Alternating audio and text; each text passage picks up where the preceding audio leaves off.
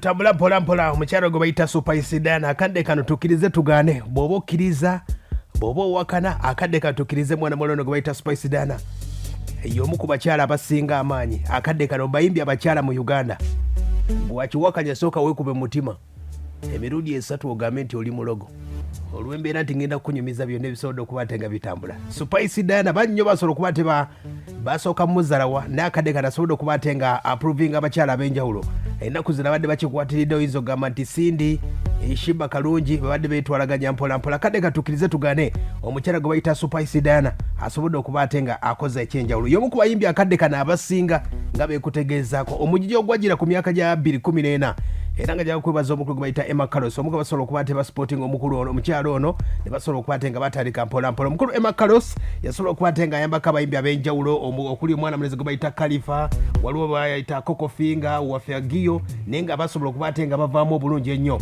ye mukyala gwe bayita Supaisidana akadde kano goyinza okugamba nti y'omu ku basinga akadde kano olw'ebyuma bye ngenda okuba ate nga nkutegeeza abajjukira omwaka gwa 2014 omukyala gwe bayita Lydia Jasmine jemu ku myaka gyasobola okuba ate nga gigirawo omukyala gwe bayita Roda K waliwo omukyala gwe bayita Priska Mikami waliwo ne Tasha banyo basobola okuba ate bagira mu biseera ebyo n'akadde kano abamu ku bakyala bakyasinze Supaisidana asobodde okuba ate nga asinze bonna nga twalizzaamu ne Basindi ne Bashiba Kalungi akadde kano ebasinga okuba ate nga bavuganya oyinza okugamba nti omukyala gwe bayita Supaisidana ayinza obutabeera muyimbi asinga kitone naye nga y'omu ku basobola okuba ate nga bategeera audience ye Uganda n'ategeera ki kyagenda okuba ate nga aweereza abawagizi be mu mbeera eyo oyinza okugamba nti bangi nnyo abantu basobola okuba abantu bayinza okulekawo tugeze omuyimbi alina ekitone ne bagenda ku muyimbi alina palapase nga tugeze ku Supaisidana akadde kano y'omu ku bayimbi basobola okuba ate nga bategeera eggulire abantu basobola okuba ate nga bategeera ekintu bayita eggulire ekyo kibayita branding oba self branding yonna esobola okuba ate nga akola akadde kano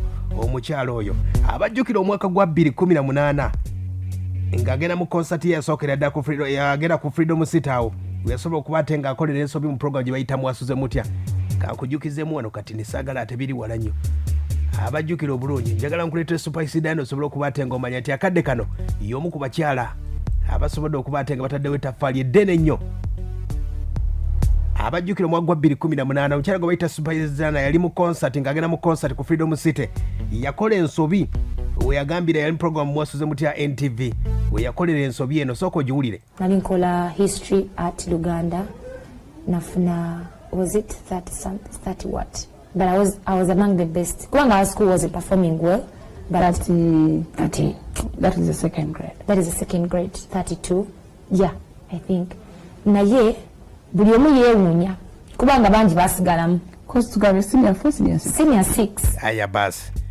kyali tekisoboka wadde senior 6 omuntu akoze senior 6 ye yategeeza nti yafuna 32 awo nno omukyalo no yasobola okuba ate nga akola ensobi nga bw'omanyi nti oyinza okubeera ku seeti n'osobola okuba ate nga okola ensobi kati omukyalo Supaisidana yakola ensobi n'agamba nti mbegezo ya senior 6 yafuna points 32 ekitasoboka wadde mpozi nga ali senior 4 kati mu mbeera eyo mu nsobi nga bagamba nti ewaba tugambe ensobi n'ekirungi we kijira awo nno Supaisidana yasobola okuba ate nga agenda mu studio n'amiitinga omukulu gwe bayita Wizo Banizero bafulumya akayimba ketanse nako ke bayita 32 akasobola okuba ate kamukolera ddala nnyo ne kamutambuliza ddala bulungi nnyo n'akayimba ke bayita ndi mulaavu aka Gravity omutuju ne kasobola okuba ate nga katambula gye buvuddeko akola akayimba n'omukulu gwe bayita Harmonize wadde nga abamu basobola okuba ate bakazira wadde katambula nnyo ke bayita Kokonyo kasobola okuba ate katambula akadde kano yakoze akayimba ne mwana gwe bayita Mboso gwenjagala okuba ate nga nkutegeezaako omukyala gwe bayita Supaisidana amawulire manyi yagadde gatambula wiiki eyo esobodde okuba ate nga etambula n'olunaku lwajjo yasobodde okuba ate nga akola press conference nga yeebuuza ebibuuzo bingi ebibadde bitambula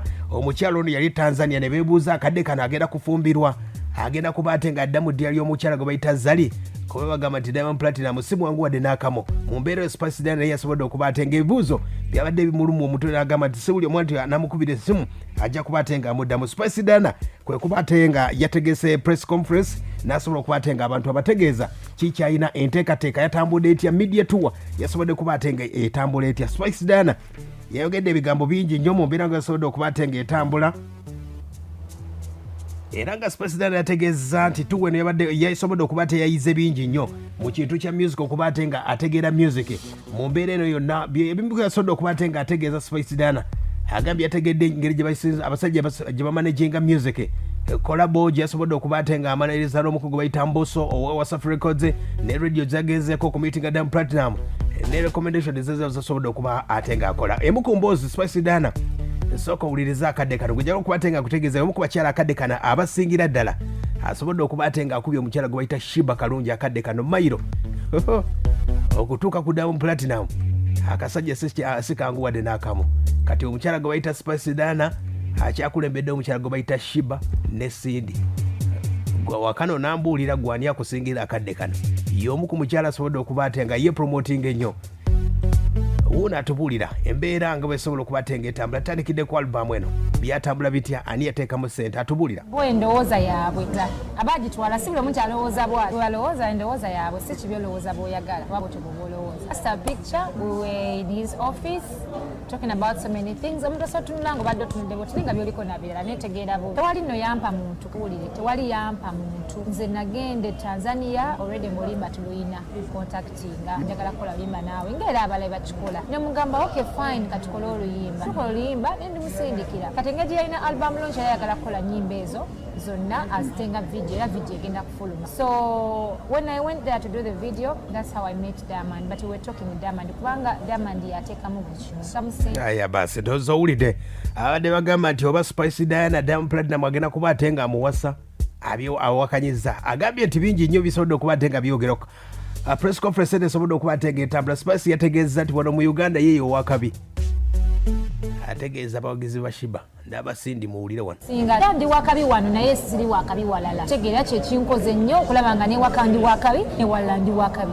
tosaba nga nti nze na millioni emu followers ye alina millioni 4 alina views millioni 3-5 obungi ng'ongamba mbu omuntu bwatyo mu collaboration bazzeera njamuwa emba njagadde I need everyone buli omu mwetaaga neoba gwe ng'owala n'oyo ali ku kamera aya basi oyo no Spice Dana nga ategeeza nti wadde omuyimbi ki yajja kuba ate nga akolagana naye akadde kano wetuba tugende ku Spice Dana omu ku bayimbi abasinga wadde nga byonna bisobodde okuba ate nga bitambula nga tugeze ku YouTube akadde kano Spice Dana ali mitwalo 24 mukenda abasubscriber abasobodde okuba ate bamugoberera ku Twitter wetuba tugezeewo alina following ya mitwalo 19 ku Facebook ali mu kakadde kamu n'emitwalo nga 2 ate ku Instagram ali mu kakadde kamu bwe tuba tugezeko wa Shiba ali mu kakadde kamu ku Instagram YouTube Shiba Kalungi ali ku mitwalo 29 ku Twitter ali Shiba ali mitwalo 35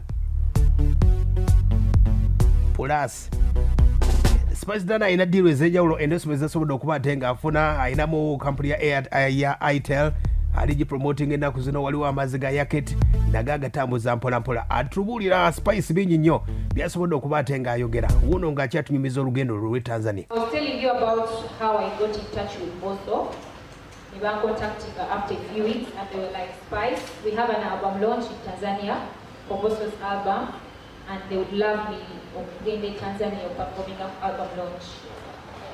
Since twinoli bafinako album yali agenda kubanga aleta abayimbi bonna balinako album eyo kwaliko abayimbi abalala kwaliko Mr. Flavor from Nigeria and then n'omwimbi wa David gwe yasayiniza omupya naye nga kwaliko album eyo so they wanted me to go to Tanzania for the album launch nembagamba let me check my schedule. I remember it was around 12 when I know kubeerayo nga nina show wano ku 11 Top Cut. I remember it was the launch. So we pushed the launch of Top Cut to 9. If I go down to Tanzania. Yes, indeed. Embeera nga bwesodde okuba ate nga etambula nga tukyagenda mu maaso n'obulamu bwa Spice Diana bwesodde okuba ate nga ategeeza olutaba lwe yasobola okuba ate nga atambula side z'e Tanzania agambye nti binnyo byasobodde okuba ate nga afunamu by'okuyiga era Spice wuno nga atubuulira emboozi ye nga bwesobodde okuba ate nga etambula ategeeza nti Tanzania abatanzania radio z'e Tanzania tezikuba nnyimba z'Abannayuganda lwaki wuno atugamba tebazanya music wa Uganda tekisookera ddala naye nga ge mazima tebazanya music wa Uganda sookera ddala okuleka nga you have a connection with them binakolabo nabo oli mukwano gwabwe okitegeera kyekiriyo kizibu nnyo okuleeta oluyimba ne lujja buzi ne luhitinga Tanzania unless you do kyolina okukola no pushing nga you get to know those people ne boolina okulaba abatuufu nakagende Tanzania emirundi 3 but they put the biggest media stations on National. But that's what I received. Tibazanya Miss for Uganda. Why? Because Tuimba Uganda, they don't know Uganda at all. But they believe Ugandans have to know about Swahili. So that's one of them. And actually, Bagalanyo culture, Bagalanyo Swahili. It's hard to find a station in Uganda. So let's just call them Uganda. Aya basi. Ndowooza owulidde Spice Diana ategeeza nti bwe yatuuse Tanzania abatanzania tebakuba nnyimba z'Abannayuganda olw'embeera tebateekamu Luswahili kati abateekamu Oluswahili abalina n'emikwano Tanzania tugeze nga bakamiliyoni bakenza balina emikwano emitonotono be bamu ku nnyimba zaabwe oba ali awo ze zivuga n'ezabano nti oyimba Luganda lukawo zikoma mutukula ku booda era Spice atutegeezeza nti bingi nnyo byasobodde okuba ate ng'ayigire Tanzania uno atunyumiza kitegeeza bo beeyagaliza bajja pushinga mu industry kubanga bangi ate bali wamu naye ffe tweyawulamu twekolamu obubinja ate ng'obubinja obwo tebutuyamba just tweteeka wansi ne media egino osanga abantu abamu nga tebali professional nga bakuba artist waabwe tebakola kintu tetukola kintu kiteekeddwa kola. We don't push positivity about our artists, about the good that our artists do. Naye those guys omuyimbi wakola ekirungi kijja bakirungi and they will push it that you get to see. Aya basi. Yes, Spice Diana agambye nti obutayagaliza obuli mu Uganda bwe mukusoda okuba ate nga bulemesa endongo ya wano okuba ate nga ekulaakulana. Tanzania bakulaakulana olw'embeera nti beegase ate beeyagaliza. Era asobodde okuba ate nga aviiriddeyo mu press conference eno yategeeza nti gavumenti ya Uganda esobodde okuba ate nga ekoze kyamaanyi okuba ate nga etta music industry. Akadde kano baleese ekintu kya online ate nga internet yesinga ebbeeyi. Tanzania internet yaabwe ya layisi nnyo. Kyova olaba akadde kano yategeeza nti yadde Tanzania yasobodde okuba teyafunye abantu emitwalo ng'esatu abamwegaseeko omufolowinga ku mitimbagano gye gyonna egy'enjawulo wano nno ng'ategeeza aba gavumenti internet. If you know internet eyamba abantu abamu okitegeera, so internet yaffe eri very expensive compared to Tanzania's internet. Nti ffe data wa bay tulina emisolo gye batuteekako kubeera ku internet, so tujja sanga obuzibu amanyi okukula musically cause ate ennaku zino ensi gyedduka egenda kubeera nga yonna eri ku social media. If they just tell us to go and organize online, everything needs money. The online that you are talking about is very expensive. Okitegeera omuntu abane kadata ke kabitano nga kakekkereza agenda kujja di ku online show yo eyesaawe number. Do you know how much data they have to pay or buy? Okitegeera, so that's useless. It's actually nonsense. Aya basi bwabategeezeza era Spice Diana basobodde okuba ate nga atubuulira wana bangi nnyo badde beebuuza ebifaananyi byatambula ku mitimbagano egy'enjawulo nga bagamba akadde kano yazze mu bufumbo wa Zali oba ate Diamond kolabo ya Diamond gyeri oba ategeeza nti Diamond tannakkiriza kuba ate nga muwa kolabo tannatuuka naye ng'agamba nti byabadde bya business nakuyiga Spice Diamond Sina kifo kya muntu kye ngenda kuddamu. I'm just Miss Spice. That's how I've been. I also don't want to be in someone's place because that's not where I'm supposed to be. I'm supposed to be where I'm supposed to be. Wona when you know kubeera kitegeeza nteekeddwa okubeerawo. So that's not like that. And then about the collaboration, I don't want people to put so much emphasis on that because even when you do these collaborations, you never support them. I've seen Ugandan artists do collaborations and because you guys, what you want is negativity. So it's single bukulu is I got to meet him, I got to learn from him, I got to do as an artist, learning from someone who has done big in the industry. That's what matters. Whatever just wait for what is coming. But I have more projects from Wasafi, WCB. It's togetherness. The negativity is even many negativity eri buli wamu naye ate wetukisusse nnyo it's very bad. Wano abantu kibafaako is gundi yarwanye ne gundi alemesa gundi enkokola ekola bweti.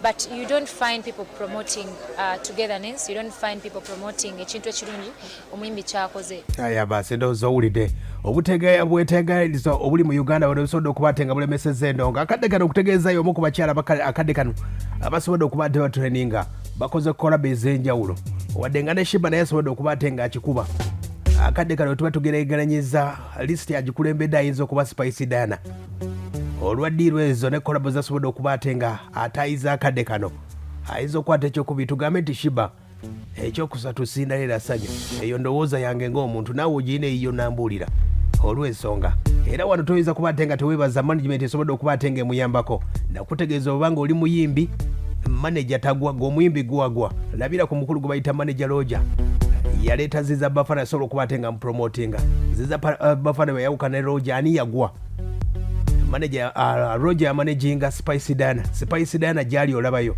ziza bafana ali luddawo bw'obanga ng'oli muyimbi olina okukimanya manager tagwa ate takula manager abeeraawo gwe ne bw'ogwera omusangawo kati mu mbeera manager tafiirwa bw'obanga oli muyimbi ng'olwana ne manager olina kwetereeza kuba endongo eno eba nzibu nnyo kati embeera nga wesobodde okuba ate ng'etambula yemu kuteekateeka eyo era olina okuba ate ng'okijjukira omuyimbi oli omu omuyimbi embeera nga yonna nga wesobodde okuba ate ng'etambula olina okukijjukira nti empeke y'omukisa emu esinga ttaani ey'amaanyi ne webeera ttaani 10 newoba ne ttaani 10 ng'omukisa toyina akadde kano Spice Dana kyabakubisa gwe bayita omukisa okitegedde ate shiba kyakubisa Sindi gwe mukisa Sindi amanyi okuyimba naye omukisa takola ki nze kyekutegeeza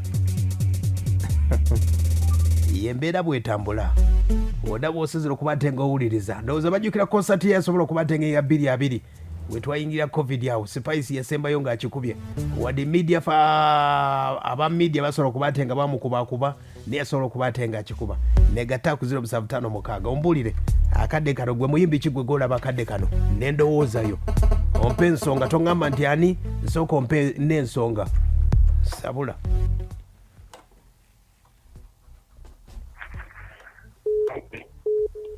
abana babali kuweereza kutelefoni abeera omutume Dragon nga ndi kaloni kyazanga nzenda Spice Dana okuboola kuli ku muzuula ate agezaako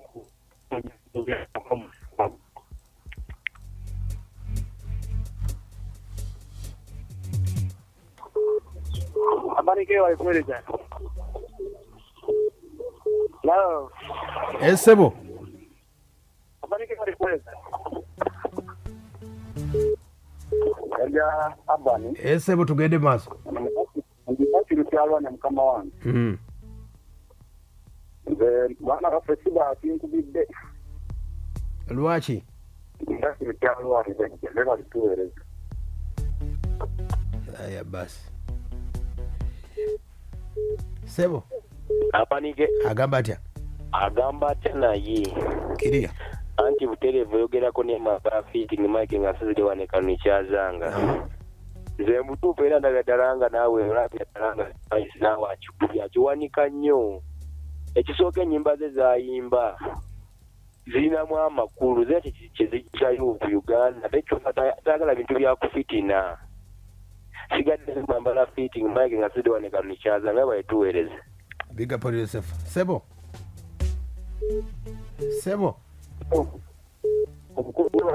Hey boss. Mukama wange nze omwana oyo Shiba. Nalwandi bbanga aliwanise naye sinalwaki ate asibira mu lambi gy'osuubira ggwe ng'endowooza ng'omu lwansonga naba ayagaliza nati tuli ku Spice Dana Sebo. Spice Dana kati gwe ani akusingira mbayimbi abakyala mu Uganda? Naye tulisaawo eno nga nsingira Shiba naye Spice Dana gy'amazima omukisa gwakulembedde gakulembedde omukisa gwatusinza kati. Ebale kuwuliriza eyo no gye bayita empeke y'omukisa emu bw'oba togiyina ng'oli muyimbi ne bonaayimba emyaka 10 nga toyina mpeke ya mukisa emu sabula. Sebo. Sebo. Ugambo cha banki. Kiriya. Saudi Salifu ali matete era sasa sigawa yakine witu wetapo. Rasta taku tumidde nnyo kwali naye. Spice Dana nawe omulaba. Spice Dana muyimbi wakabi nnyo mu Shiba mulungi ne Spice Dana ayimba ennyimba eziri abeera ku mulamwa ate ayimba ennyimba eziri